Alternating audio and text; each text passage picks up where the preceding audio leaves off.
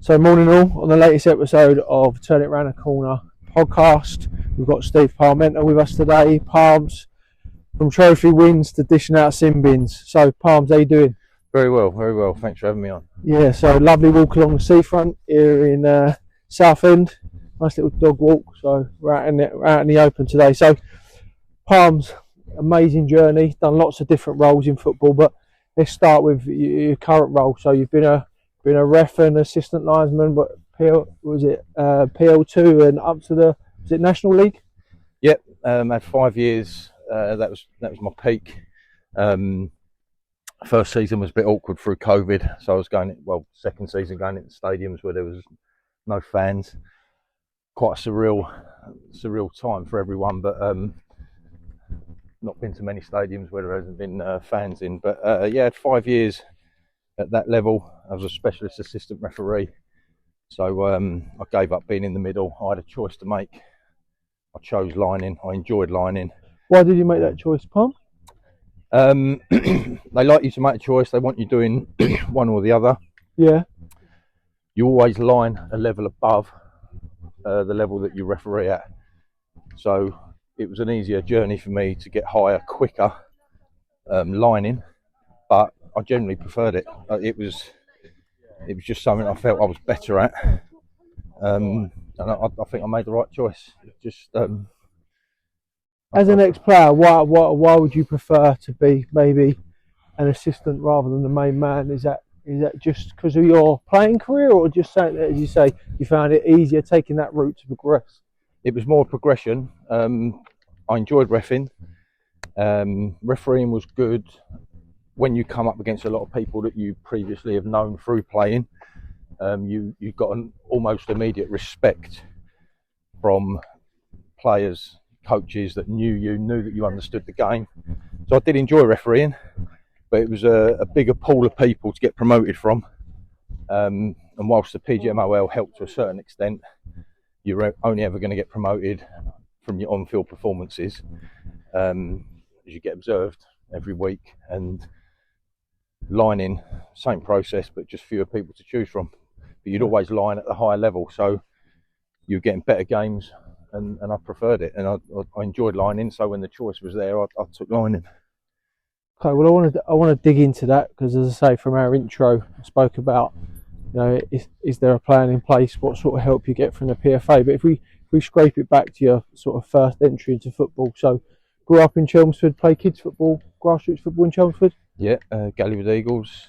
Only 3 or 4 years, then I went into the professional system with Ipswich. Suffered quite a serious knee injury at 14. That put me out for a year. Ipswich gave me a second year, then sort of blanket released quite a lot of us. Yeah. Moved on to Cambridge United. Yeah. Had a really good year there. Got integrated into the first team. During school holidays, you were training with people like Dion Dublin at the time. And yeah. Is that John Beck, when John Beck was in charge? John Beck. There was a few players that come through the Cambridge system, and you were learning sort of the tricks of the trade at that age, but you were sort of 15 and in the system. Yeah, so that's schoolboy? That was still schoolboys. Then got released from there. Someone put me in touch with Danny Greaves. Yep. At Southend United. Danny invited me down for a trial, and I had a habit at a young age of scoring goals, so I got signed up quite quickly by Southend. Got me 2-year apprenticeship. Yeah. Was recommended for a pro contract, along with Matt Lockwood. Yeah. And Leo Roger. Yeah. Yeah. And the chairman at the time, Mr. Vic Jobson. Yeah. Said he didn't want to back any kids, and released us all. Right. So you done your 2-year YT, and then you was released. Released after that. Yeah. Then. That was 90. What would you be? Because Roger, I think, was a year older than me. So was you 94 to 96? Yeah. Yeah. Yeah. No, maybe a bit earlier. 93. Right. 93 to 95. Yeah. We then went and played QPR in a friendly. Yeah. Is that where was that with Lockie as well? Yeah, Matty was in there. Didn't know at the time, but QPR had a very highly rated midfielder called Nigel Quasi. Yeah. He was the next. Well, he turned out to be an absolute amazing footballer. footballer, Yeah. and sort of had a pretty good game against him, scored a couple of goals, and got invited for a trial. That was, you know, you're talking some of football's greatest were watching that day. Ray Wilkins was the manager, John Hollins was the assistant, and Billy Bonds. You know, that's three of football's biggest names. It was an absolute privilege to see him. Next thing, I'm sitting across the table with Ray Wilkins, and he's sitting down offering me a pro contract. So you didn't have any exit trials as such. It was just you just went to QPR. That was there any other clubs around that time that you was having a sniff, or? But I believe there was. There was like the Leyton Orients of the world. Yeah. Colchester's were all like, this lad, you know, he's been released, but he scores goals. Yeah. But QPR in the Premier League, it wasn't a difficult decision. I played the game against them, then had a week's trial, and they offered the contract, and I think I signed it before the manager had finished talking.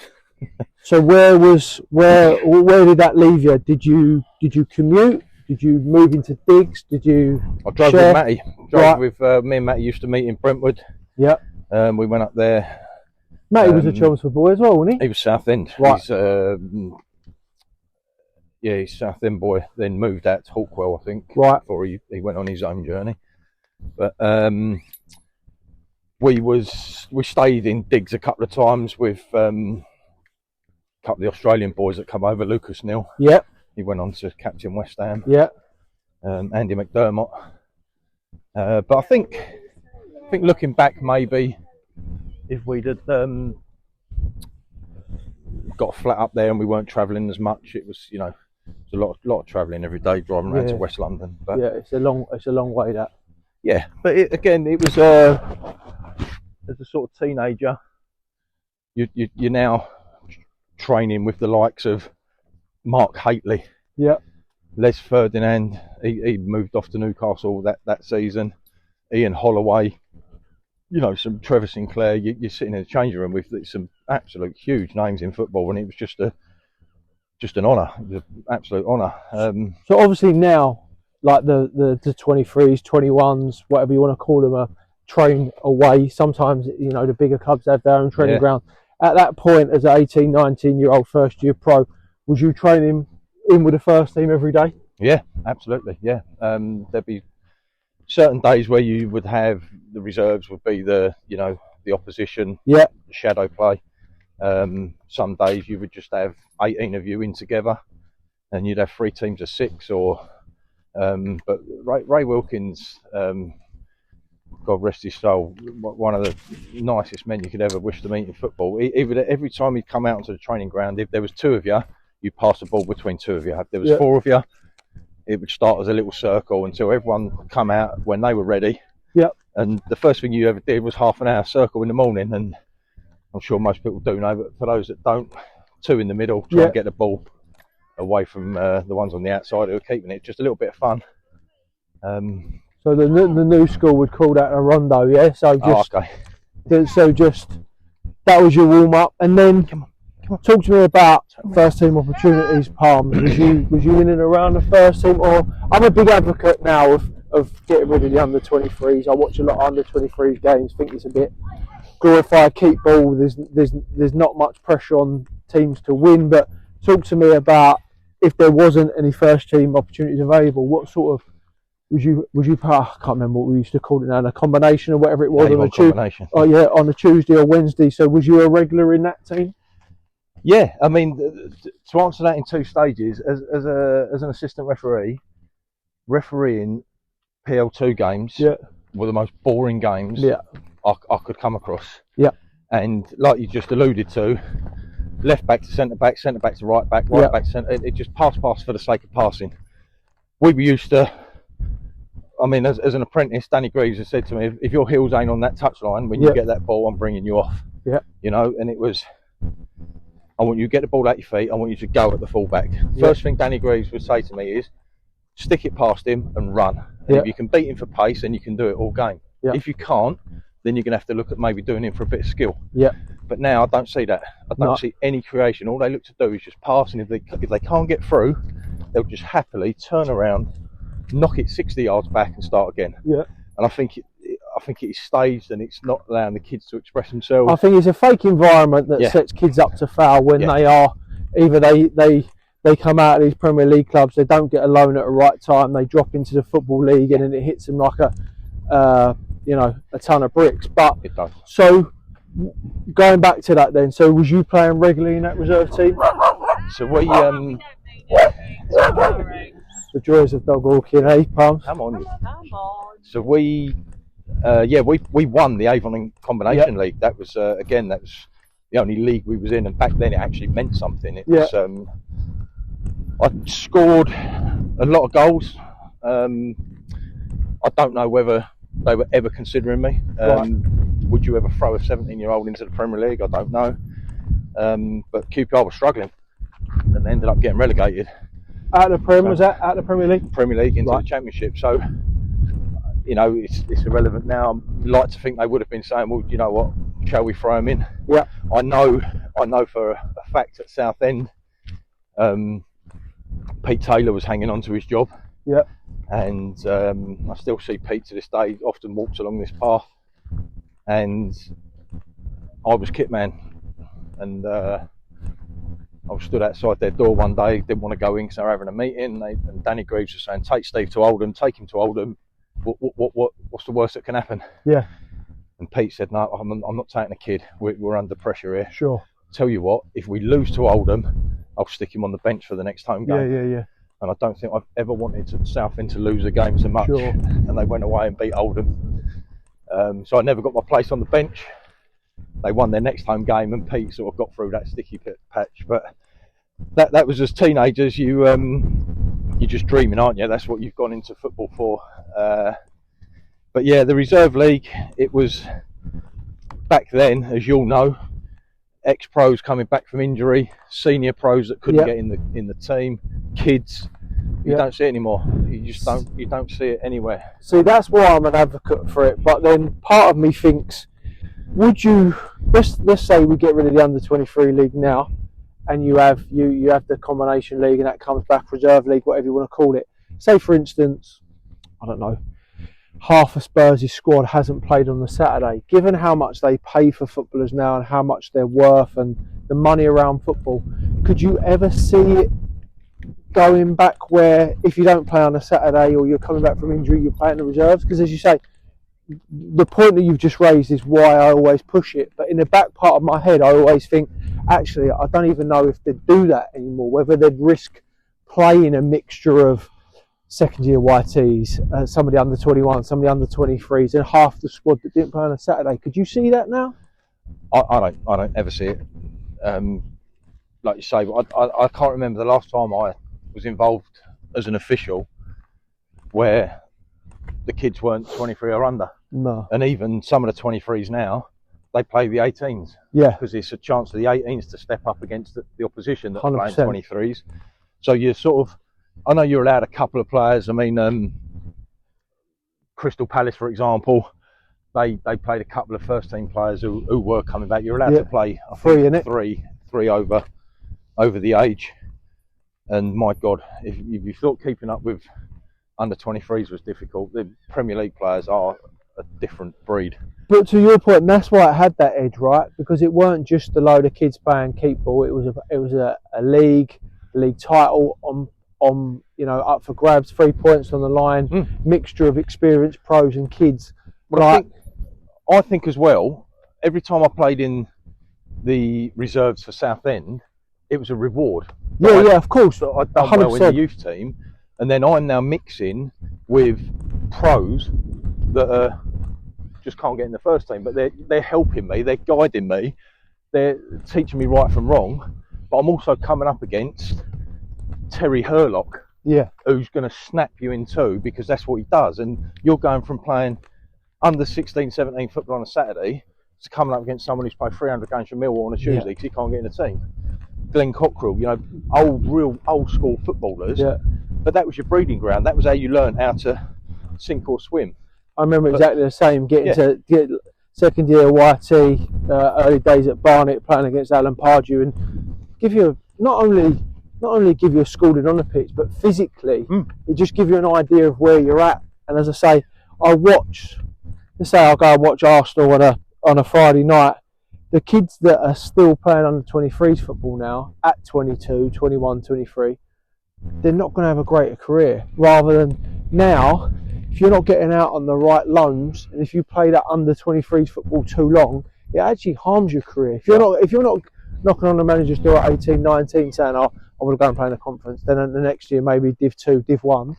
But I think it's a massive hindrance to kids now because they're not getting that exposure, as you say, to the tempo, the physicality. So, how did it finish at QPR then? So you've had a great year. You're playing in the Resis. They won the league. How did it roll out from there? So just to cover off the last point, I got sent out on loan as an apprentice to Dagenham. Yeah. Because I was playing youth football. What league were Dagenham in? Dagenham were in the conference. Right. So Southend were in the we was been in the championship. Yeah. Barry Fry was our manager. He sent me out to Greasy sent me out to Dagenham for a couple of games, and again for me, 16-year-old boy thinking I'm, the best thing since sliced bread, 'cause I'm scoring goals for fun in a youth league. Yeah. Going up and playing against men, it was incredible. Yeah. It was just like, wow, this is a different. But you're going out at the right time. At 16, 17, 18, it allows you to take on board what you need to improve and the physical level. If you're leaving that now to 22, 23, I think you're behind the curve. Yeah, no, I agree, and I think I do worry for a lot of them, but they're in their little bubble. They're all protected. Everything's done for them. The apprentice world. We used to be out on the pitch on half time on match days, replacing the divots, and we clean the stands, and we do all jobs. Carrying the stretchers at Rootsall, cleaning the balls in there after, loading the skips, cleaning their boots. You had 3 pros.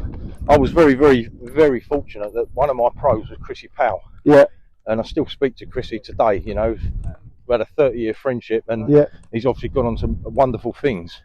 But he still gave me that grounding every single day. Chris Powell, his training kit would be folded up after he finished training, whether it was covered in mud or whatever, he'd fold it up. And I thought, you know what? And I used to do the same. I took that on. Yeah. Some people just launch it everywhere. Standards. His standards from 22 years old helped me. But so I took that on. QPR, he just come in and released me. They got relegated, so they weren't taking. So no explanation, or just a monetary thing that they come out of the Prem, right? Yeah, we can't afford to take people on. We'll be cutting our budget. Ian Holloway, the absolute brilliant Ian Holloway, he comes to me and he says, "There's a chance that I might be taken over at Bristol Rovers." Yeah. I can't say too much at the time. He was clearly thinking of retiring and taking that next step. Yeah. Is this from playing to management? Playing into management. And that was that. He took me down. There was no, he said, technically I'm going to have to take you on a trial, but it'll be a formality. Yeah. Went down there for a week. There was a 2-year contract sitting on the table.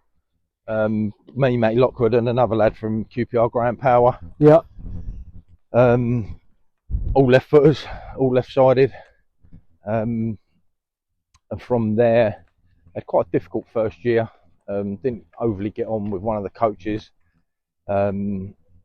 Just thought,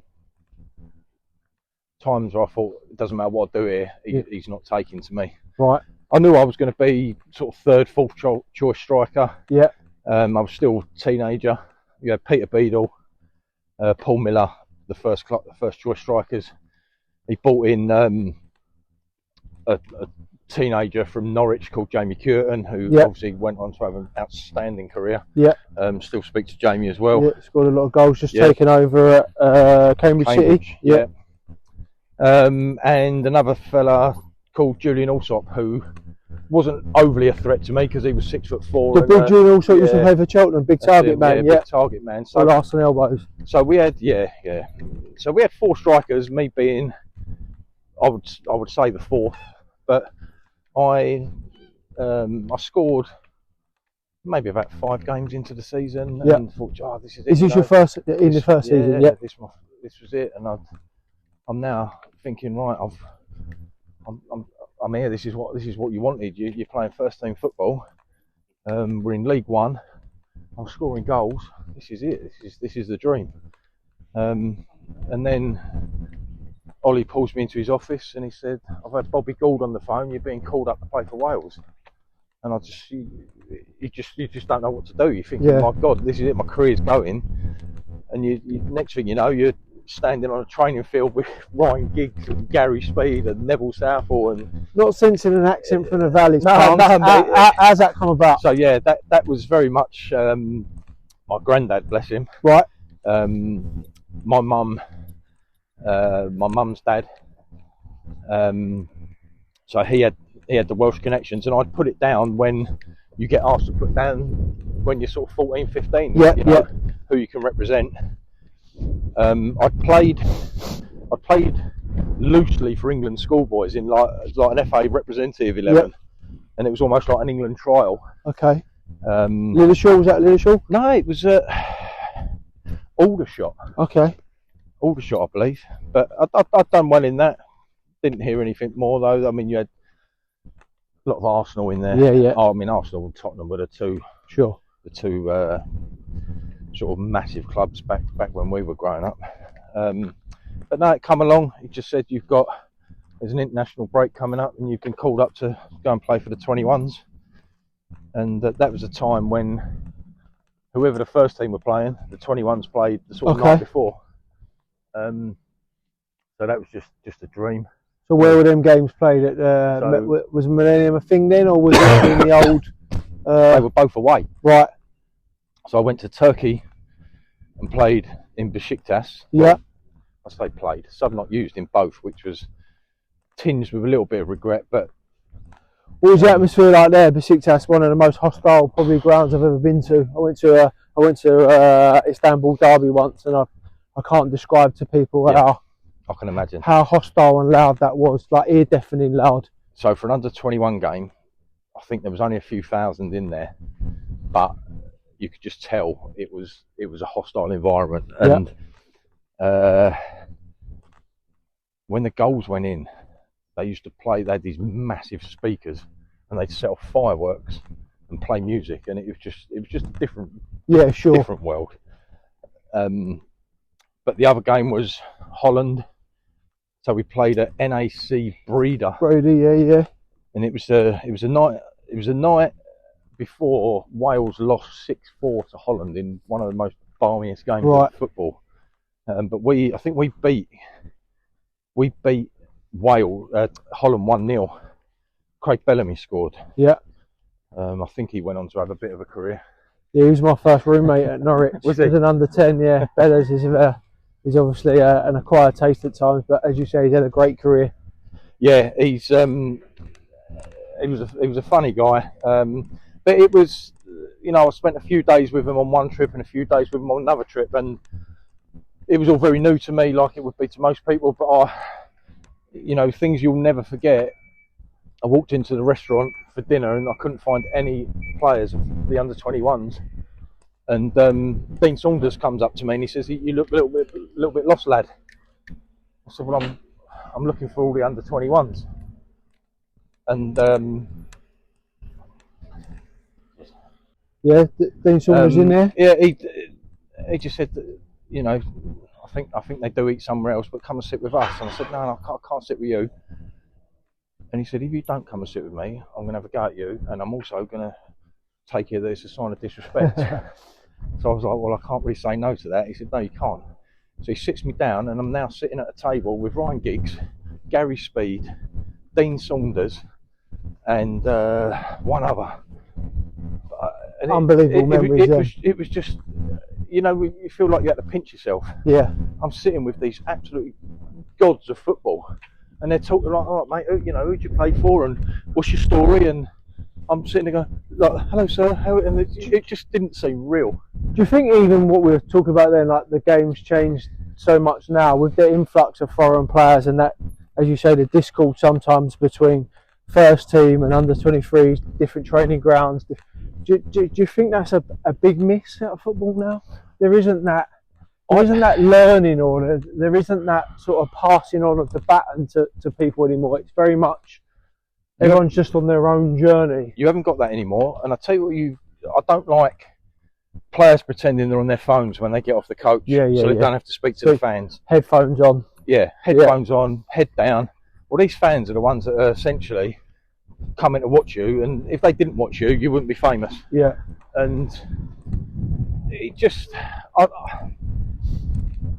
it's a generational thing, isn't it? Like everything, you know, we allude to it at work. You know, I joined my latest department at 44 years old and got put in charge of the tea club because I was the newest member of that department. Yeah. I took it on because I was told to, and I've got respect for their rules. But you've got 25-year-olds that have joined that department and go, right, I'm not doing that. Yeah. And they don't get it. So again, that brings you back to your ground then as a YT, having jobs, 10 pairs of boots to do every day. Yeah.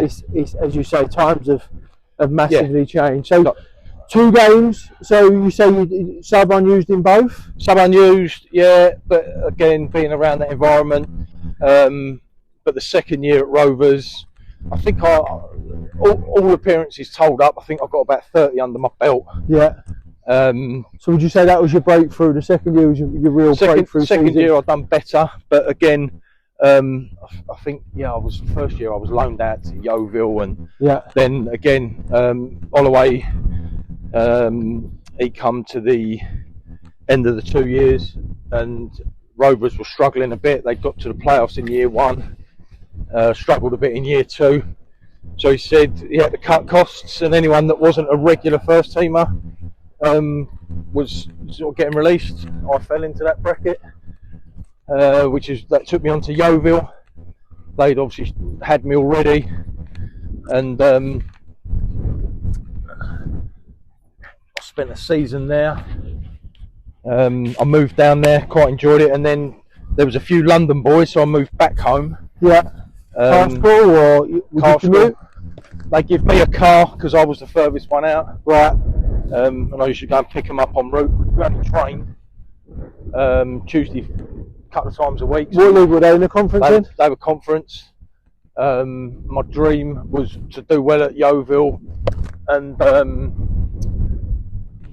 get back into the Football League. I was scoring goals.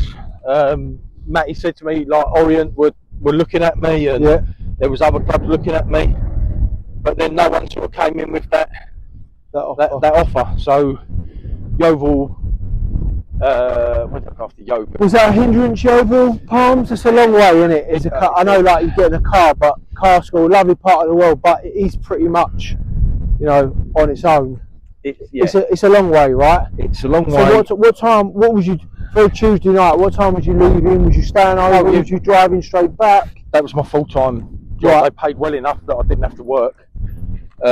So. Is that where Terry Skiverton and them boys were there, or was it before that? No. Yeah? I used to come up against him at bloody Chelsea. He's a rascal defender, wasn't he? Really good defender.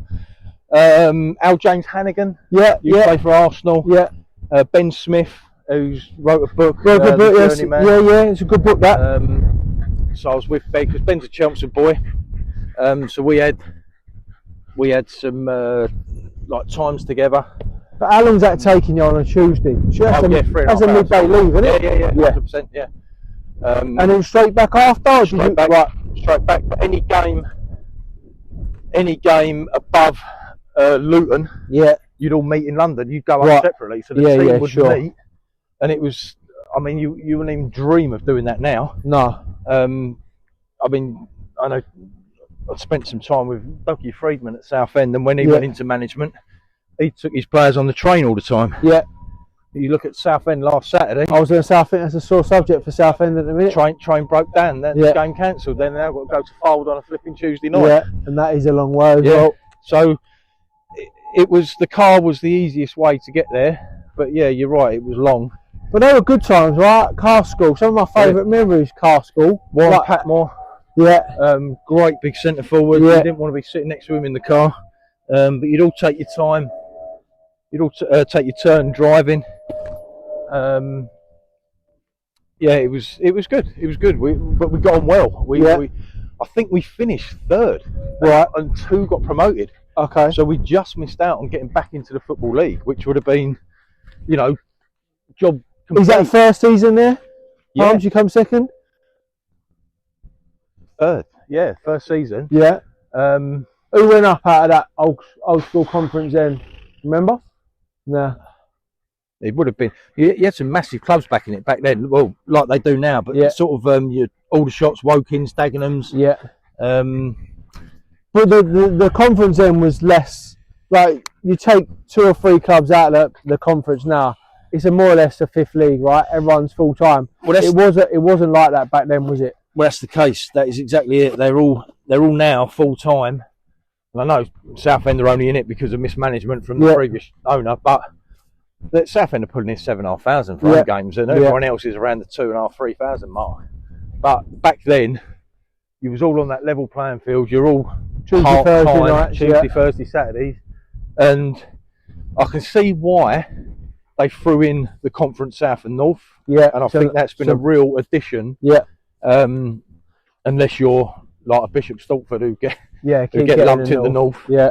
But yeah, it was a good league. It was a good league, and again, you're still only a year or 2 down the line, but playing men's football. Yeah. Much like League One,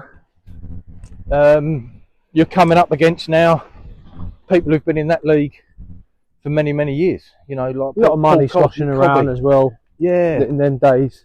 And you don't realise then, because you're a kid just playing your football. Yeah. You don't realise all the politics behind football, all the people who are putting money into it, and even like when you move on and go to like Canvey Island, you hear rumours that Jeff King, he's got some money. Yeah. You don't realise the geezer's absolutely stinking rich beyond his wildest dreams. Yeah. And he's doing this for a bit of a hobby. But that was it. Yeovil. So one season there, or manager changed.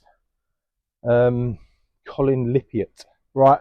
Graham Roberts was who signed me. Yeah. Ex Spurs, Chelsea. Yeah, yeah. Really loved him. Although again, watch the centre forward. Obviously, Robbo was a fantastic player and playing in what is now our Premier League for most of his career. Yeah. And Yeovil was a bit like Ian Holloway's route into management. Dropping down the levels, playing now and again. Yeah. Well, I remember him managing when I was a young kid, like Enfield and those likes. So I remember him playing centre half at Huish Park. Yeah. And a centre forwards pushed the ball past him. Robbo just stuck an elbow out, smashed him in the face, and started walking off before the referee even come over to him. Went and sat and watched the rest of the game in the stands. Yeah. And you're thinking, oh my God. But he'd lost his legs. He couldn't run, and that was his way of dealing with it. Yeah, yeah, sure. It was amazing. But Yeovil, I did enjoy it, but the travelling was a bit much. So that's when I returned home, and Canvey come knocking, and Steve Tilson was quite instrumental in that. I didn't know Jeff, didn't know him at all, but one of Jeff's scouts lived in the road next to me. Right. I knew him quite well, and he just said, we're always looking. So where were they on their journey then, Palms? What was Ryman Prem? What is now Ryman North? Ryman North. Yeah. Okay. But we were halfway through the season.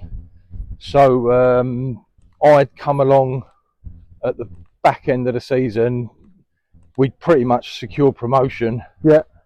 And I didn't see dropping into the Ryman 1 as a step down, because they sold me the dream of where they were going.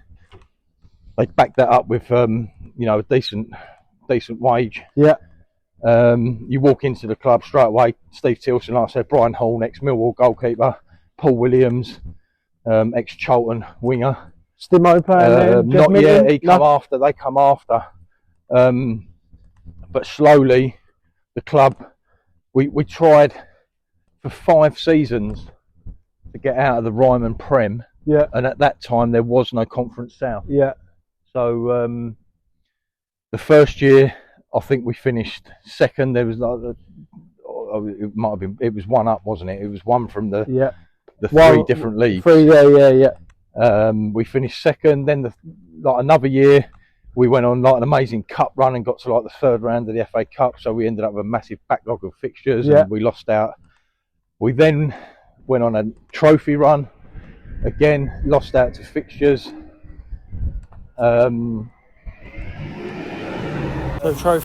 We finally got there, and along the way we won. So yeah, trophy runs, and then where in the FA Cup did you get to? Third round of the FA Cup. Yeah, who did you play then? We'd beaten Northampton at home in the second round. BBC had screened that live. So that I remember that. Was it Ben Chenery up front? Did he score? No. Or was it so I'll never forget this. Gregor's, not Gregory. So by then we've now got Julian Dix played the ball into me. I flick it on to Mark Stimpson, who in turn plays it through to Neil, who slots it home.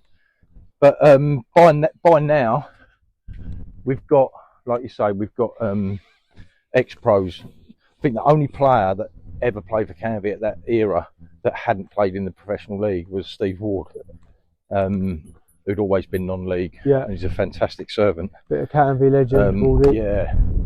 So yeah, these times though, Palms, have you still got aspirations to go back into full time? Are you working as well, or you just playing football here? No, I'm working, but I'm just doing working it around football. Yeah. Football was still, I wanted to do it right, and I treated it right. We were getting paid well enough to give Jeff the respect. And let's be honest, if you weren't doing it right, he would have just got rid of you. Yeah, sure.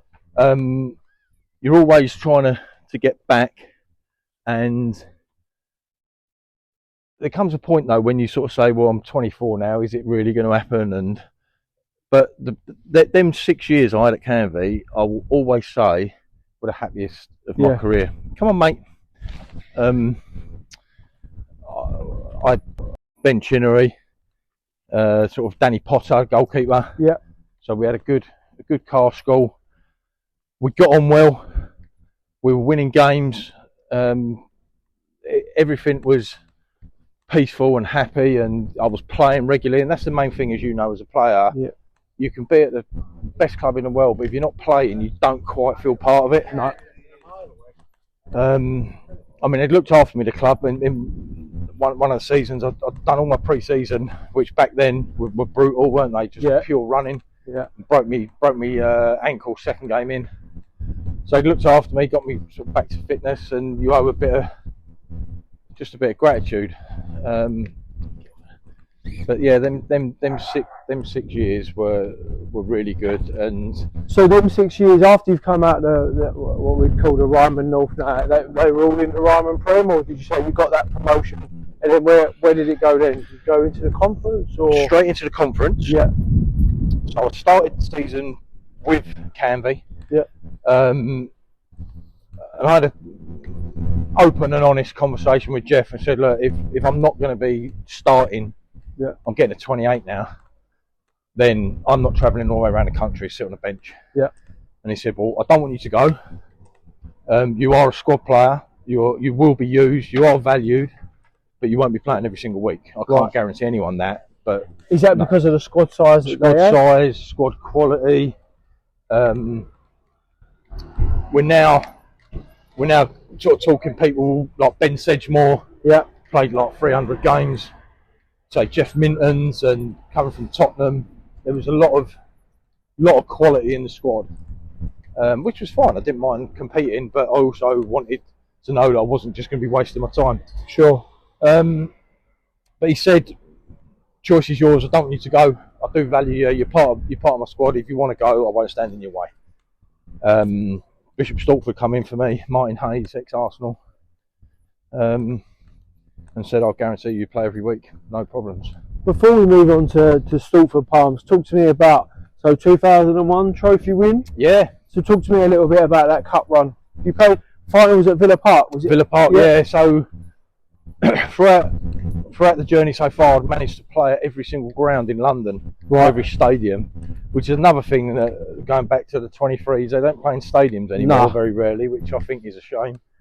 But yeah, I played every minute of every game, and it was something that I can hold on to. But I scored the winner, I think, in the game that took us to the quarter-final, 1-0 win. Scored in the semi, did you? You scored in the semi? The semi was the one. So we'd taken a 2-0 lead, at home to Chester, back to their place. Yeah. Until he lays the ball off to me, and I smash it in the back of the net, and that's it. It's 3-0, and that we're pretty much, Chester were done. You could see it go out of them. So that was a real big moment. And then I think maybe 75, 80 minutes, I think Mark Stimpson scores again to make it absolute icing on the cake. But yeah, Wembley was shut down, so that was it. That was my. I've been to every ground in London. I'm finally going to get to go to Wembley and play in it, and that was the year they shut it down. I was absolutely devastated, to be honest. But we then go to Villa, fantastic stadium, great day out. And Ben Chenery scores in a 1-0 win, and You started, didn't you? You played the started? full game, yeah.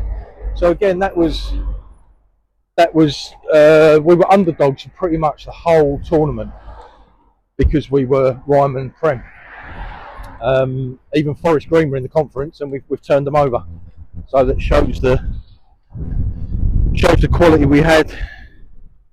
But yeah, it was a fantastic day.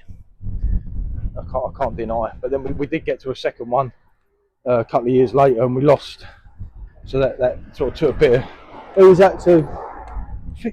I'm going to say Hensford. Was that still at Villa Park? Villa Park. Yeah. That was. Did you start that day? Or? No. He told me the night before he'd made a decision. He didn't even put me on the bench for that. That was the sort of year that that was the year I'd sort of decided, or that was the moment I decided maybe I might have to move on. Yeah. He's left me out of a major final for what was essentially a defensive midfielder, which I was like, well, I can understand it. You might need someone to shore up the game, but as an attacking midfielder, yeah, I was always of the mindset that you need someone to come on and score a goal. So was that in your last season there, Steve? Confirmed, sort of like right on the wall a little bit. That's what I thought. Yeah. So then, we popped up, got promoted up into the conference, and that was when I was like, well, look, you've left me out of the final. You've told me I'm a squad player. I've had 6 years, but no, I need to play. So what league was Stalford in then? So that was when the Conference South got created. Yeah. So I went straight into there, and played every minute of every game. Still doing bits and pieces work-wise, or did you? Yeah, no, I was always working, always doing something. There was like a little football job that was run by the chairman of Burnley, right?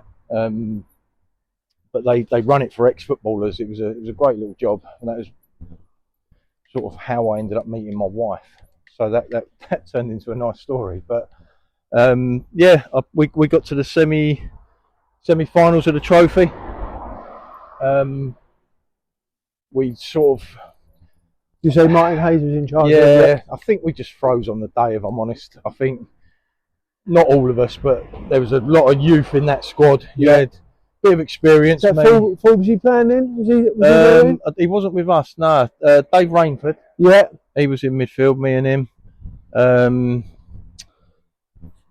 I think even Mark Robson come over for a game. Yeah. But we were used to playing in front of maybe 300-400 people, and on the day at Stalford there was like maybe 4,500 people there, and I think it just got a little bit too much for some of them.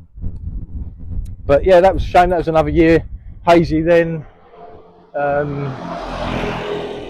wasn't overly impressed with the football there. It was a little bit dull. So after a year, I was like, I'm going to sort of try somewhere else. That took me on to Cambridge City with Gary Roberts. That didn't last too long because I got injured, and he wanted me to travel to Cambridge to get my treatment, and I was like, well, this is just absolutely a long way. Yeah, pointless. That took me back to, I think I ended up at Wivenhoe with Steve Pitt, who was very well known in non-league. Yeah. And he was again trying to build Wivenhoe, which was very hard because of where it is. Yeah, location. There's not a lot of money, but he paid. He had me, Neil Gregory, Stuart Nethercott Yeah. as his spine of defender, midfielder, forward, and he had a lot of youth. He had a lot of youth sprinkled around, but we had a go. Yeah, so the chairman cut the budget He cut the budget, and then that was me done really. I was always looking to get involved in football. I'd done my B licence. Yeah. I was starting to think about refereeing. That all started with a referee giving me some banter in a game. So at this point you're thinking about what can I do properly after playing football?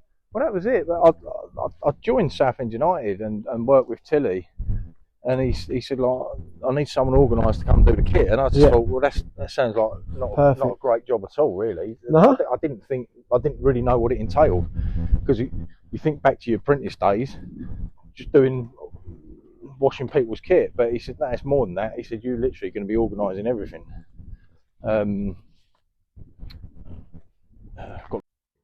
So you didn't think that the kit man was going to be a great gig for you?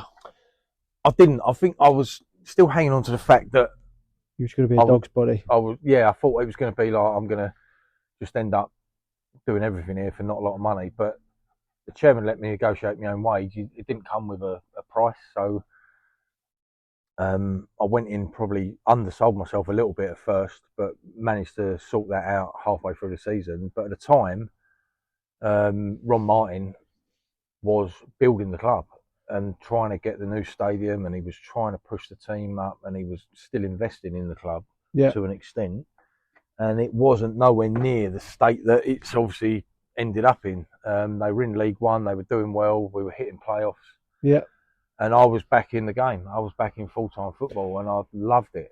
Was you doing more than a kit man then, or was it? I didn't have to. I was, but because I loved it. And I went off. I was there every morning. We had a lovely old man, God rest his soul, Alf Bilby. He used to come in every day. He was a pensioner. He had nothing to do every day, so he'd come to the training grounds. Every single person who ever come across Alf Bilby loved him. He was brilliant. So he used to help me. We'd go and set up the pitches. All the kit was done. You know, I'm quite a very organised, tidy person by nature, so the role was perfect for me. The players looked after their own boots. I didn't have to do any of that. But when they were out on the training field, I used to go and work with the goalkeepers. Being left-footed gave them a different angle. So I was almost again getting paid to train, and I was mixing in, and I loved it. And away games, within reason, I drive up in my own van. They give us a van, and so I was there before everyone else. And I made the role. I created it to how I wanted it done. Steve, like Tilly said, I don't care how you do it as long as it's ready, and he trusted me. So I used to take Alf everywhere with me. If I wanted anything, the chairman was signing it off, and I really grew into it. I really enjoyed it. We got Chelsea away in the cup, drew at Stamford Bridge. I mean, again, as a Chelsea fan myself, going to the Bridge, meeting all these players. I've got loads of shirts upstairs from the home leg. They were good days, and so there was a playoff. We lost to Doncaster in the playoffs, but then Steve got sacked. Paul Sturrock come in and almost had to rebuild the club. Had to start from scratch, and that was when the demise started, really. That was when Ron started to show less interest and was trying to get the stadium and the housing pushed through. Paul Sturrock, what an amazing man. Worked wonders, real nice guy. But from there, I'll never forget, we went to Bury away because my wife's family are from there, so I met them, and we lost 1-0. And chairman come in on the Monday morning and made 3 of us redundant. Just no questions, just looked at the spreadsheet, just looked at 3 figures and said, I can save myself X amount, get rid of them. So that was you as a kit man. Who else? Goalkeeper coach, Lee Turner, amazing guy. Still play golf with him. Really, really, really good coach. He left. He ended up at Palace with Dougie Freedman. Moved on to Bolton with him, and then Millwall. Before he's now retired. And bizarrely, they got rid of the groundsman, one of the groundsmen, and one of the sort of caretakers who basically kept the club ticking over with fixing locks and light bulbs and just anything that was broken. He's your man, and he got rid of him. Always those type of people that. Yeah, they're absolutely invaluable to the club. So yeah, that was it. That was me done, and that moved me on to refereeing because while I was. So that was after 3 years. You'd done 3 years service there? No, I'd done about 4.5. Right. Yeah, okay. About 4.5 years. At the time, I'd applied to Chelsea at the same job. Right. Chelsea kitman.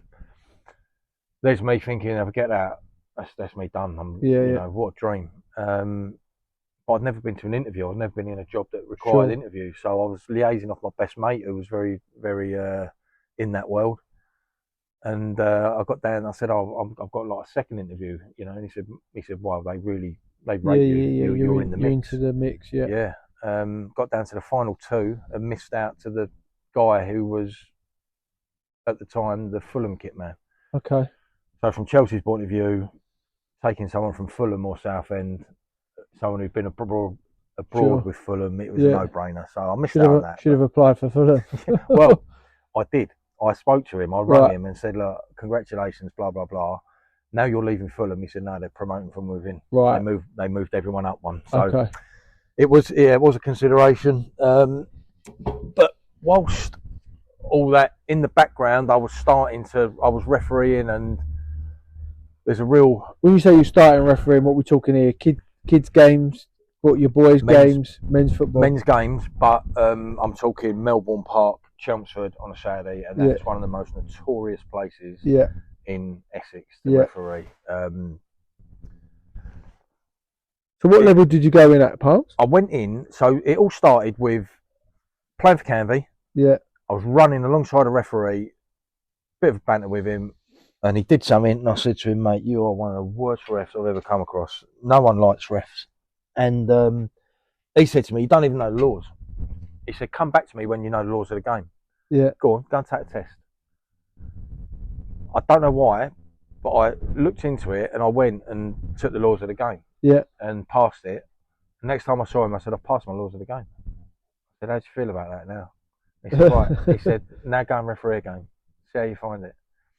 So he's almost goaded me into doing it. Yeah. But I went and did it. Was that a bravado thing, do you think? Or it was something I was looking at because of that transition from ending to not knowing what to do. I was like, do you know what? I think I'd be good at it. And every single person that's ever played football has always said, why don't ex-players referee? Yeah. And I thought, right, that's it. I'm going to be it. I'm going to be that person. Yeah. I'm going to go and be the one, and I'm going to bring all these other players with me. Yeah. Because let's face it, we don't like refs. Yeah.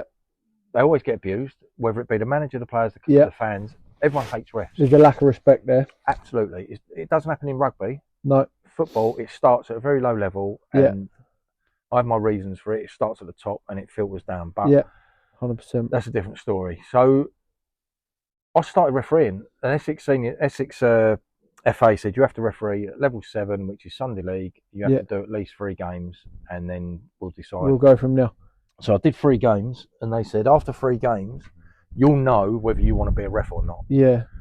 And if you can get through 3 games on Sunday League, then you know. So what are we talking, like Sunday League round here, or? I was living in Chelmsford at the time, so it was Chelmsford, 3 just men's games. Yeah. It was okay. I thought, I can do this. I'm pretty good at it. Yeah. Then I got moved up really quickly, so I spoke to the PGMOL, and at the time Keith Hackett was in charge. Yeah. And he was he was in charge of them, and I spoke to the PFA. So PFA put me in touch with Keith Hackett, who was the head, like the Howard Webb now, and said he was beside himself. He said, "We're absolutely brilliant. Come on board." Yeah. They give me Steve Dunn as a coach, and Steve Dunn is an ex-UEFA official. He refereed in the Premier League for many years, and he's now one of the coaches. Absolutely lovely guy. Really, really nice guy. And he come along. He coaches Premier League referees and young up and coming referees at National League level, and then he's now coming to watch me over at Stanbridge and Holbridge and just real small football clubs. Yeah. So I knew that the PGML were helping. They pushed me up. They said, right now you're at a point where we can't help you anymore. You have to earn it through promotion. Yeah. Did you get any funding or help from, like, obviously you'd paid into the PFA, did you get any help from the PFA with anything? So there's nothing that you need to have that costs any money. Right. So you basically order a referee kit and you're Crack good to on. go. Right. The higher you go, they just give you as much kit as you want. I mean, the amount of refereeing kit I've got upstairs is ridiculous. They just throw it at you. So I had it all. I had the tools in place. I thought I could referee, and I went on. And I was like, I don't find these games challenging. I think I'm doing well. But the problem comes when you start listening to observers. Now, this is why... The dreaded observers. Yeah, so this is why I've called it a day. I fell out of love with it, and observers are one of the main reasons. It's a system where they have to mark you on an average, and if the average is 75, you need to be hitting 75 just to stand still. Right. So if you get 76, then you're above average, you've got more chance of going up. But they also get marked on what they're marking. So if they go really low, they have to explain themselves. If they go really high, so they all sit in a little bubble. Yeah. So everyone is fighting. It's like the assessors on your house. They're always gonna maybe undervalue it a little bit rather than. Yeah. Yeah. So they all stay in the same stream. You also don't ever find out how. So the observer will write his stuff, and then it goes off to the FA, and the FA they've got like different boxes for it. So I got demoted from the National League after finishing halfway up the table, and it's supposed to be the bottom 10 that get relegated. But they have a system where if you're a new referee, you can't get relegated in your first season. Right. And they had so many new referees. Okay. Just by default. By default, I got removed, and I was just thinking, well, this system isn't fair, it isn't right. So I did start to lose the love, and I got so close to getting promoted into the Football League, and that was when I sort of realigned my ambition. I was like, if I can get into the Football League, then I can say that I've played in it and I've lined in it, and that'll do. I'll be one of them, and then maybe I can be a catalyst for all these youngsters that don't quite make the grade. Yeah. And so, well, hang on a minute, have you tried this? But 47 now, I've come out of it because they want kids with no body fat, youngsters. They want to mould them into what they want them to be, rather than the experienced old head that knows how to get through a game. So a bit like what I would say now, a little bit like my boy being in academy football and just coming out of academy football. Right, I see the similarities there where they're trying to mould everyone to be the same, rather than that sort of the kid that does this well or that well. They want 11 robots that are doing the same thing. So you've touched on a really interesting point about obviously the assessors and how that's not a nice environment to be in. How then does that correlate?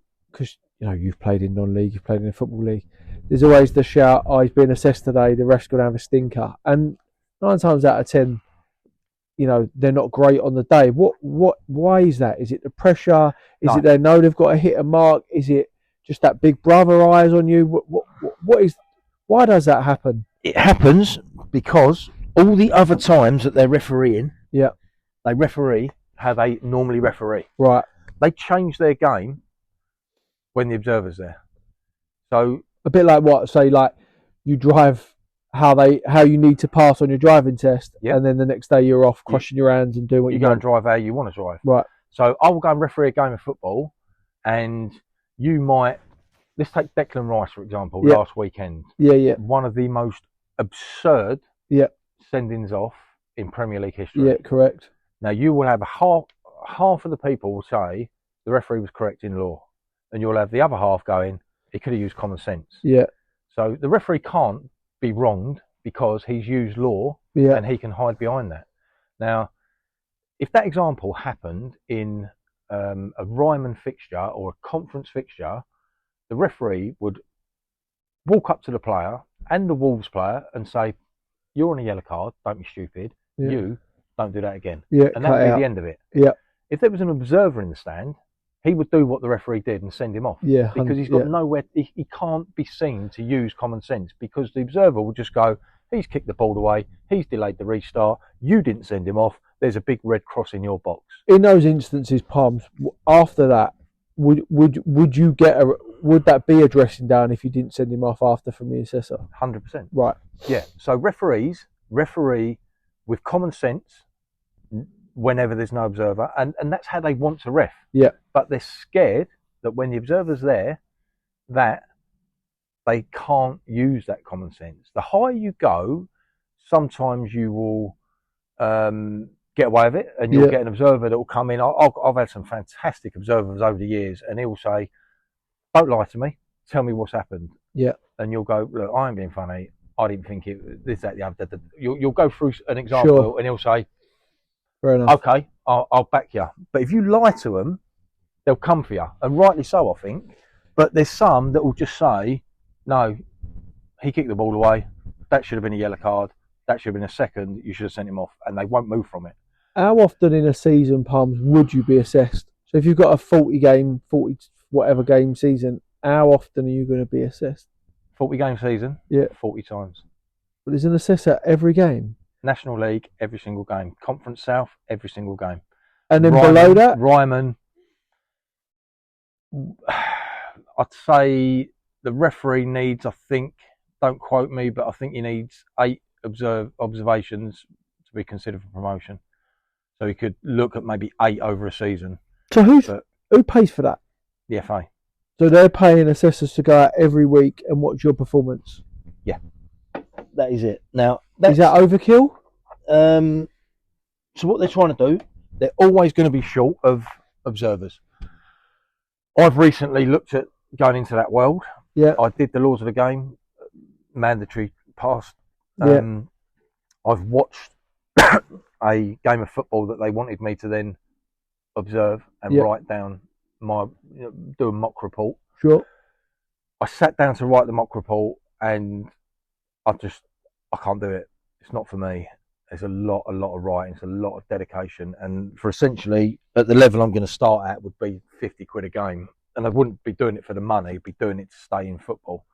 I'd be doing it to help the next generation of referees. Yeah. But there is also that chance that I could get promoted if my report writing's good enough. They say, right, well, we're comfortable with you at Ryman. You can go start looking at conference games. So, but I looked at the report writing, and that's something I don't think I can do. Is that more laws of the game, or is that more about essay writing? It's a lot of writing. Right. It's a lot of writing. It's all 3 officials. You're not just doing the ref. You've got to bring in laws of the game, teamwork, match control, misconduct, everything. You literally have got to witness everything, write it down, and you're not able to watch a video unless you're at the higher level. Sure. But I think at National League level, because you knew that you were getting observed every game, it didn't become an issue. It was just got on with it. You just got on with it because you knew they were going to be there. And so some of them would come in and go, "Well done, lads. There's nothing critical." Yeah, off you go. Off you go. There might be, right, you give a penalty. What did you see? The things you have to talk about, the big decisions. Will they come in the changing room directly after the game then? 20 minutes. Right. 20 minutes. That is 1, for everyone to let their emotions settle down. Sure. 2, so that the referee can get his story in order if something happened. Sure. Plus also just so you can get changed and just be that relaxed a little bit. But some observers will knock it out in 5 minutes. You're allowed 20. Some will be sitting there after half an hour still going through it. Right. If a lot's happened, that's sometimes fair enough. But essentially, it's the referee that takes all the majority of the the comments. We get judged on as linos, offsides. That's our bread and butter. Yeah. But that's it. But the writing that goes into it, it's a lot. Would you say that's a blocker, Palms, for people to carry on? Like, is that stopping refs, or is it hindering refs, or seems to be a lot of pressure for? Right. The FA know what they want, and what they don't want is middle-aged men. Yeah. They are underrepresented in a lot of other areas. They're trying to build that, like everywhere is, which is fine. But they've also, the FA have got the ability to promote who they want, and we won't know anything about it. So if they promote 10 people, you don't know whether they've had a good season or a bad season. Okay. But if they want, it's a saying in the refereeing world, if they want you, they'll find a way to take you. Sure.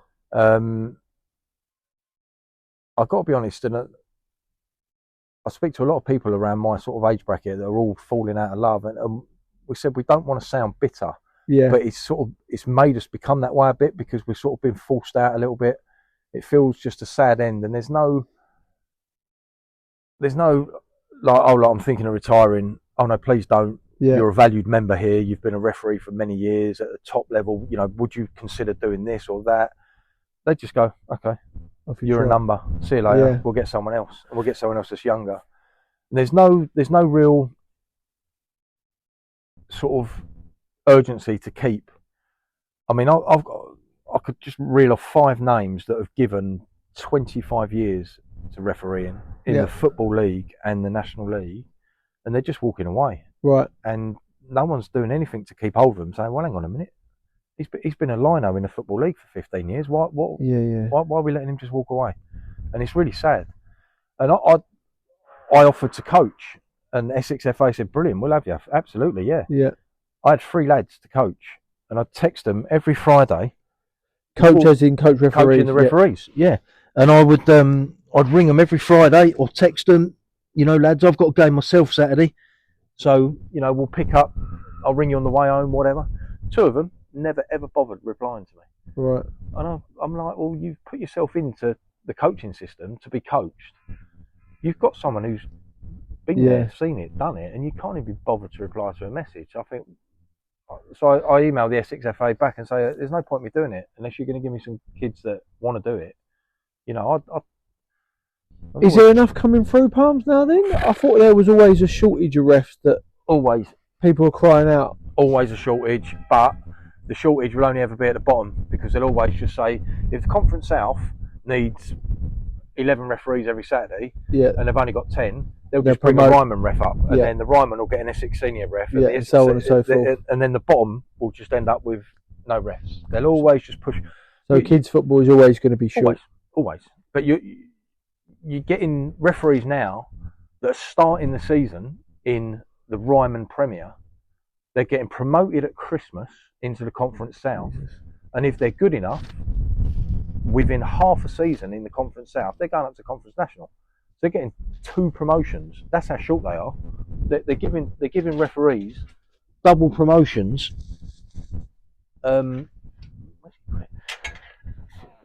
Because they haven't got enough. But what you're doing there is you're getting rid of all your experience and you're replacing it with people that have started the season in a Ryman League and ended it in a conference. And it's dangerous, I think. I think that's dangerous. But they don't care. They're not bothered about getting rid of.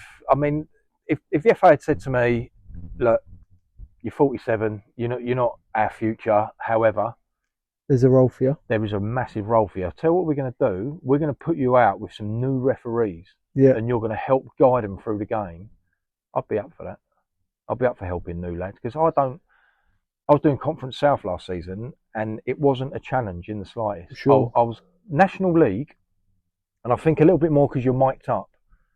You're constantly talking. You're constantly focused. And so is National League the first level where you are all mic'd up? Yeah. Okay. Yeah. I think they're trying to bring it into South, but I'd come off of that game. I'd basically wear an Under Armour shirt, underneath, and I would change that and my match shirt at half time because it was drenched. And Yeah. I would always go through 2 sets of kit because of the sweat and the stress. And Yeah. it was good stress. But Conference South, I'd be walking off almost with a cigar on. The pace and the level, you really can tell the difference. Didn't find it a challenge, didn't find it a problem. Every game was easy. I didn't get any decisions wrong, and that's not me being arrogant. It was just, I found it an easy level of football. And then they tell me that they're removing me because I finished in the bottom 10. And I look at all my reports, and not one report says you had a bad game. You had a bad game. All my reports say that I should have been promoted. But that's what I'm saying. You look at the reports and you don't get to see how they mark it. So they were looking to move us on, and that's fine. That's their call. It's just sometimes, like I just alluded to, it's slightly disappointed that they've not said, look, mate, thanks for your last 10, 12 years, whatever. How about this? Yeah. But what's interesting now is that the PGMOL have now launched a pilot scheme to try and get ex-players into the game. And what's really frustrating is that I've been banging that drum for the last decade and no one has listened. Me too. And I've spoken to Howard Webb before he was in the role. I've spoken to him since he's been in the role, and I've said, I would go and work for you in the VAR room. Yeah. I don't need to be Gary Neville or Mike Dean, 2 top people in their own respective profession. But I have one thing that neither of them have got. I've done both. I have played football and I have refereed football. I'm telling you now, stop drawing the lines. Don't want to go into a massive world of VAR, but I'm like, there surely must be somewhere within that world that you could use me. And I went into, I applied to become a National League coach, a National League assistant referee coach, but they advertised it, but they were moving a few people around in-house, so I didn't get that. But now I see that they're setting up a system to try and get ex-players into refereeing, and I'll sit there and just laugh, and I'm just like, for God's sake, I mean, I'm literally the best person you could ask, and it's left me just tinged with a bit of bitterness and a bit of sadness, really, and it's a horrible. I mean, ask me about my playing days, and I miss playing. Every footballer loves playing football. I mean, I get asked to play in charity games, and even though my legs can't run in, as they did 20 years ago, I can still kick a ball, and I love it. Refereeing, I don't miss it. Right. It's a real shame. It's a real sad thing to say that I've given up a lot of time to do it, and now. So I saw the news around it, and I'm probably the same as you. You've heard my intro for this episode. I've never understood why, in this day and age, you're never going to get a Premier League player, probably not going to get a Championship player, but Division 1, Division 2, Conference, there's a handful of full-time teams in Conference South now. They're all going to need to do something after they finish playing. Like, what are the plans now then to get him in? And is it just going to be a big push by the PFA and but that's after playing. So even if they retire early, they're still going to be 32. Exactly. I mean, I championed this when I was kitman at Southend. I spoke to the then youth team manager and said, how many of your players know laws of the game? Yeah. Why don't you get someone from the FA in to deliver a laws of the game session so that they know how many times does a referee do something? And honestly, my phone will just start pinging. What has he done? What's happened here? And I know what the ref's done. I know exactly what he's done. And the refs 99% of the time are correcting what they do because they know what they're doing, but no one else knows the law. They just think the referee's an idiot.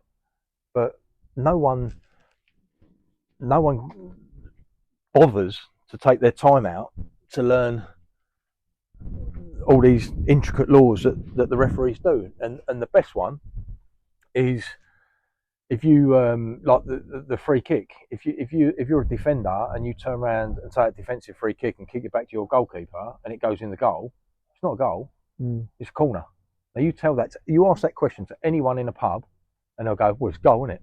And it ain't. It's a corner. Yeah, I'm not going to lie, Palms. I didn't know that. No, but people don't. No, because why would you go and learn the laws of the game? Yeah. I think if you're in that world, you should know it. Yeah. And generally, generally, you're never ever going to please everyone. You're going to do your best. Even in pre-season, I did 7 pre-season games this season just for a bit of holiday money. Yeah. And I've ended up having a row with the owner of a football club. I've ended up having a row with a manager of a football club, arguing about the referee. Pre-season. Yeah. Pre-season for him, he's still rusty. Yeah. And he's still getting all his cobwebs out like your players are. Yeah. But all you're happy to do is have a go at him. Yeah. That's all you do. That's all people do is have a go at the referees. Do you think, Palms, do you think there's touching on the money factor, do you think, like, for this initiative, do you think there's enough money in refereeing now to sort of get a player, when they finish player at 35, to think, actually, I'm going to be a ref or an assistant referee? If you finish at 35, even if you jumped into the National League, which you would never be able to do, right, it's not enough money. Right.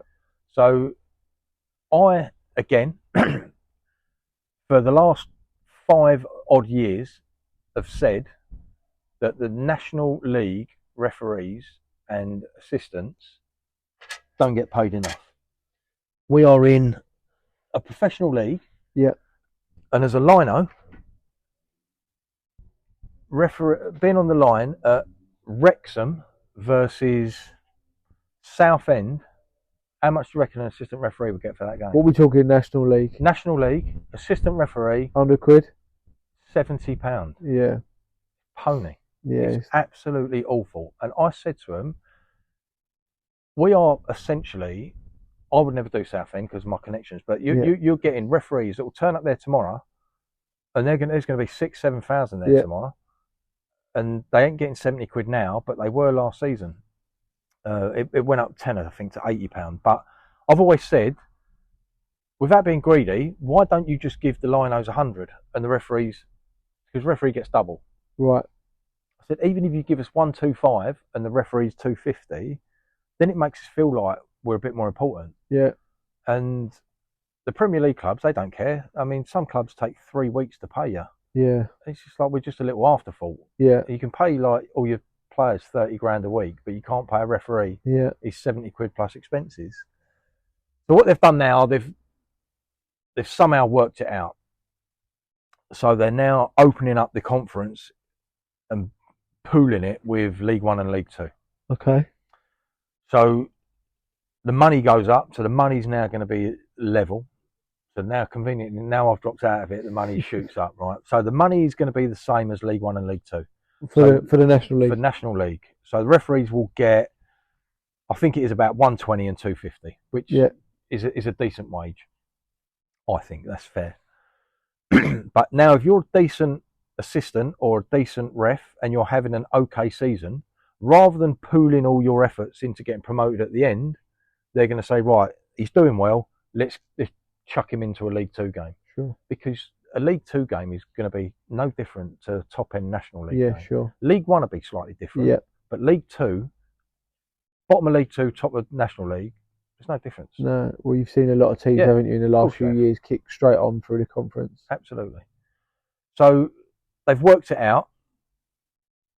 Whether they've listened to what we've finally been trying to say all these years, I don't know. But so it's now open. It's now fairer sort of surrounding for them to jump into the Football League and do their bits. But you still, if a player is 22 and gets released at the end of his contract of the under 23s because he's not good enough, what's he going to be on? If he's an MK Dons, Colchester, League One, like under 23 player, £500. £500? Yeah. Is he going to go and... If you could sell him the dream and say to him, right, you're going to start at the Essex Senior League, but give it maximum 10 years, so you're 23. By the time you're 33, you could be lining or refereeing in the Premier League on 100 grand a year. Would you take that? No, I don't think you're going to get... So my thought was always, when they finish Palms, you're probably telling me now that it's too late at 35, 32, 33, but my thought was always footballers that come out at that age and then go in then. I personally don't think... Like, if you come out, let's just say you come out of Colchester now in League Two, a couple of boys come out that I know personally that have gone to Braintree, or they're going to go Conference South or St Albans. They're not. I don't think you're going to get them kids to go be a ref at that age. Personally, I don't think the money or the glamour is enough for that to happen.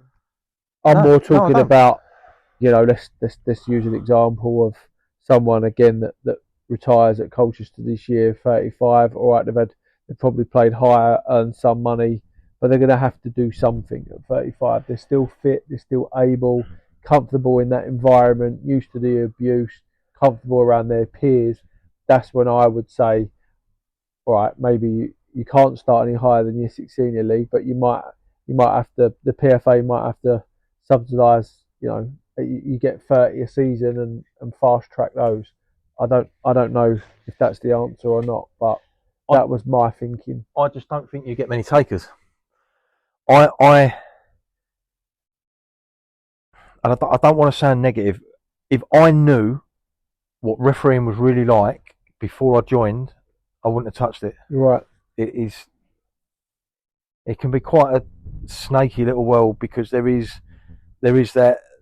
I missed out on promotion to the Football League by 2 places when I finished 10th in the whole country for assistant referees, and they took 8. But at the start of the season, you don't know how many are going to take. You just don't know how many are going to get promoted, how many are going to quit, how many are injured. So that they go, oh yeah, this year we need 8. And the following year, I finished 15th, and they took 12. So I would have been all right on the other season. But it's just you're never going to be able to say, well, I didn't get promoted because you don't like me, or sure. They will sit there and go, here's the evidence, here's your reports, and if I show you all my reports from last season, I've not had a bad game. I've not got one big decision wrong. But going back to that at Palms, would you think it's because you've played football and that you're not maybe a kid that's come through the system that they've been able to mould to what suits them? Probably. Yeah, probably. Like I said, the PGMOL help to an extent, but they're and a great extent. They were a great help. I will never say a bad word against them. But they're not in charge of the promotion process. They're the ones that just put the coaching in place, and they've got great little schemes where they're paying youngsters sort of 25 grand a year to be part of a scheme that will push them up. So if you're a youngster and you're getting offered 25 grand a year to be trained into being a referee, you're going to take that. And if you can do a job around that and supplement that money, then why wouldn't you? I mean, when we're talking young, what sort of ages is early that 20s?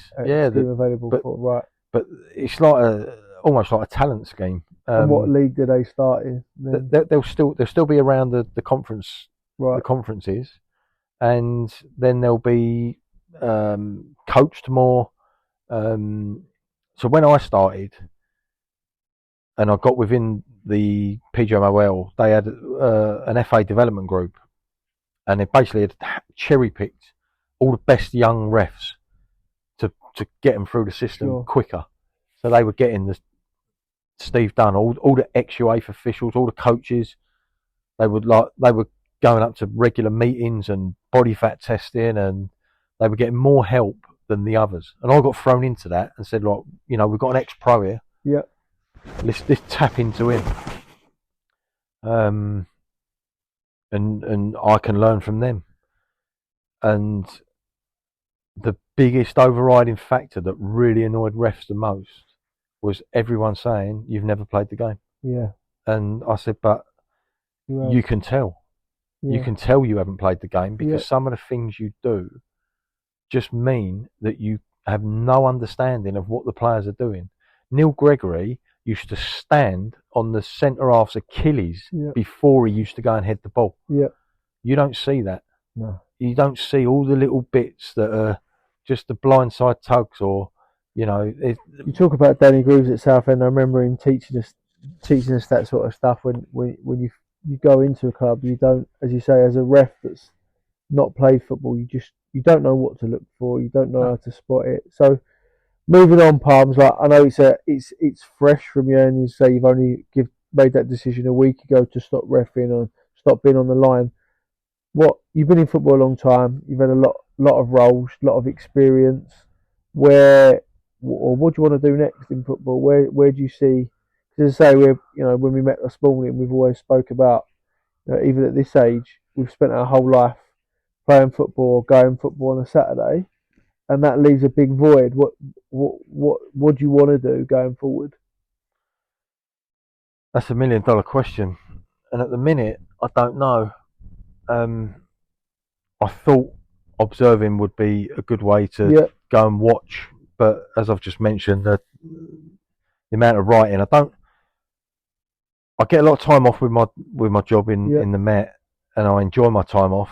I don't think I'd ever want to sit down, or do a job, go to work Tuesday, go and watch a game Tuesday evening, yeah, and then I've got that report hanging over me, and yeah, that's a yeah. good 4 or 5 hours work. I don't think I want to ruin my free time enough to commit to that, and then that's not fair on the officials that I'm going to be speaking about. So, Given your job in the Met though, and how high pressured it is, and like you kind of need that. Like maybe I know you got to a level where it was still very pressurized, and you said about the concentration and whatnot, but that surely is a release. Do you want to find something that gives you that release outside of the Met? Because it's quite it's quite hard, isn't it, when you haven't got that release in the type of job that you're well, in? that was it. I mean, I did an interview with a non-league paper, and they said, what's it like being a liner?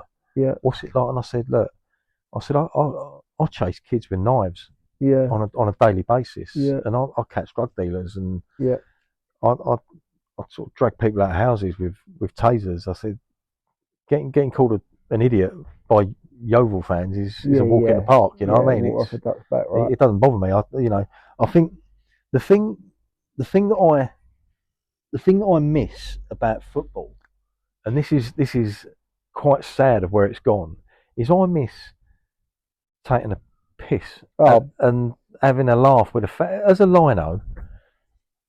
When you're mic'd up, yeah, everyone can hear you, of course.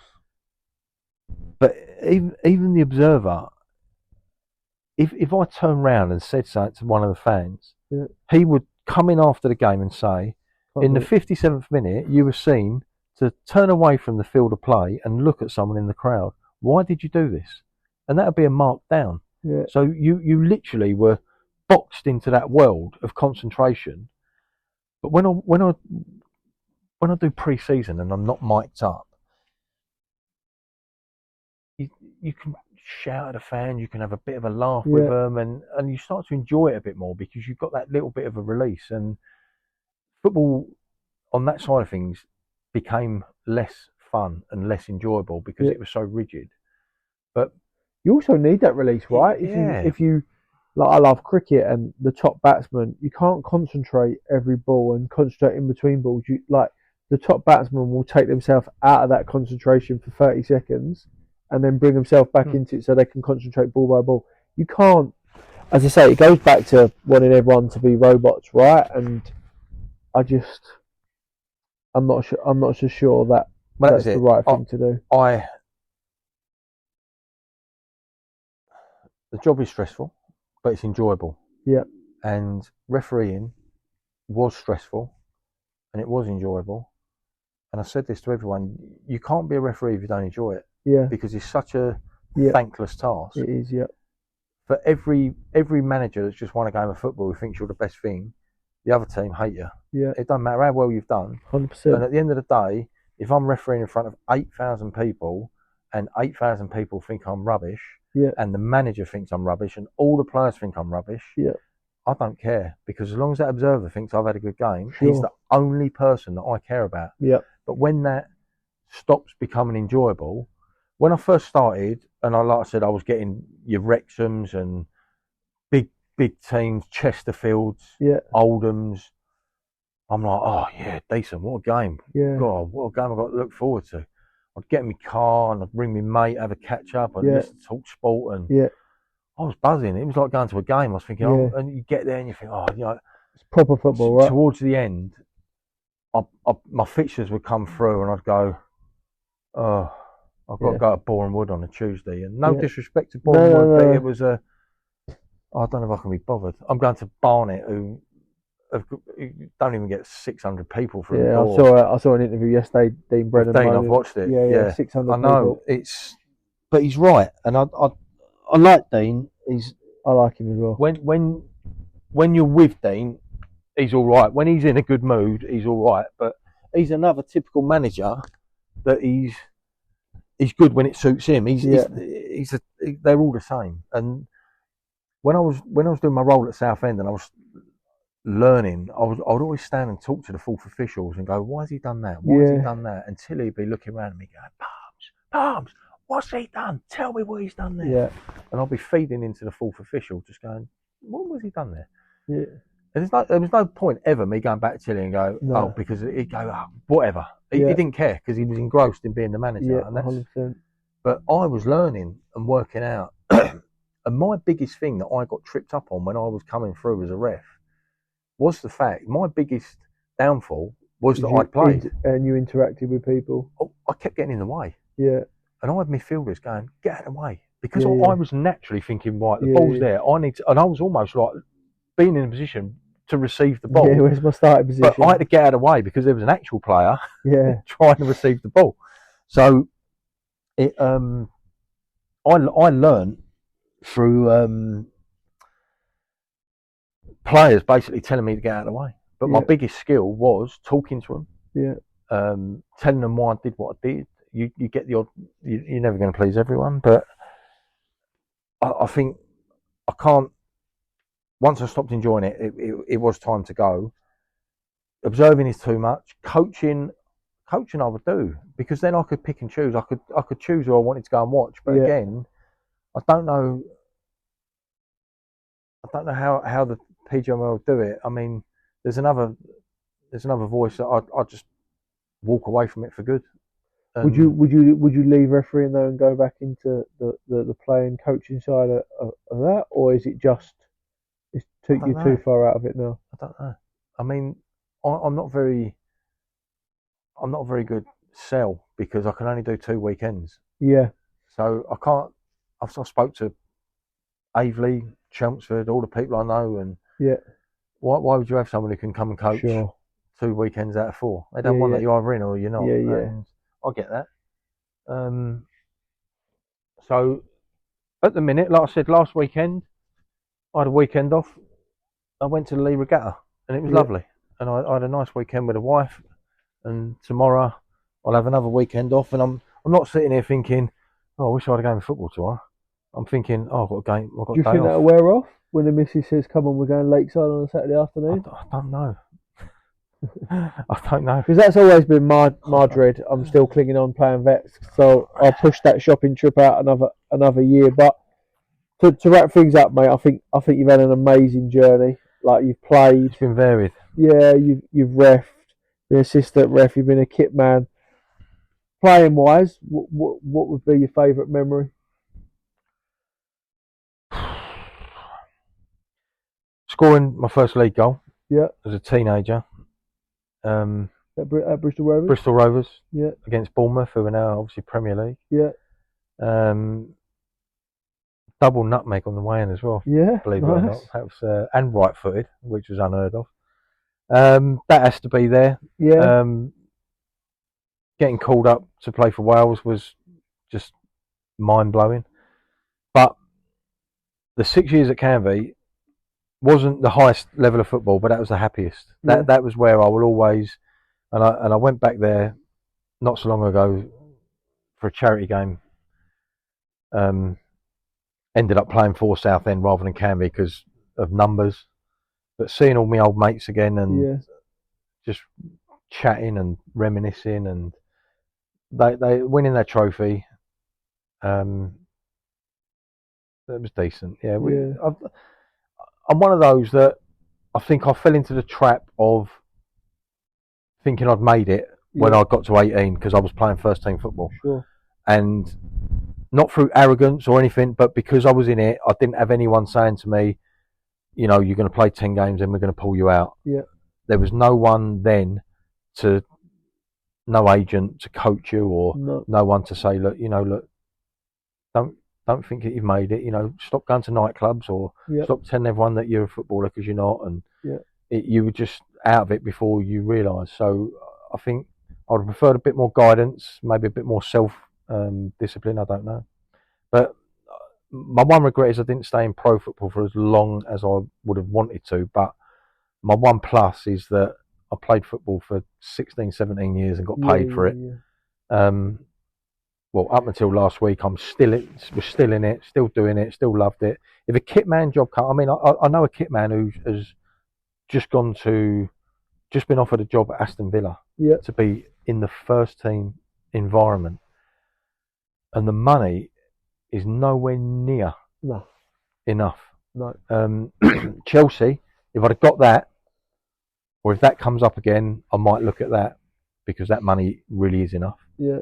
But I don't know. I generally, it's the first time since 30 years, 31 years, that I'm not sure what I want to do. Best player you've ever shared a dressing room with? Too many. I've been very privileged. Ray Wilkins, just a dream, just an absolute dream as a teenager. I've played in charity games where I've played due to Peter Taylor. Glenn Hoddle's turned up, and I've played on the same pitch as Glenn Hoddle, and my goodness gracious, just a god of a footballer.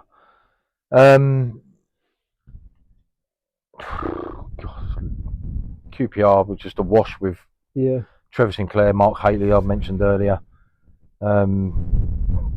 Training with the Welsh team, just incredible people. Ryan Giggs, Bellamy, Saunders, Gary Speed, God rest his soul.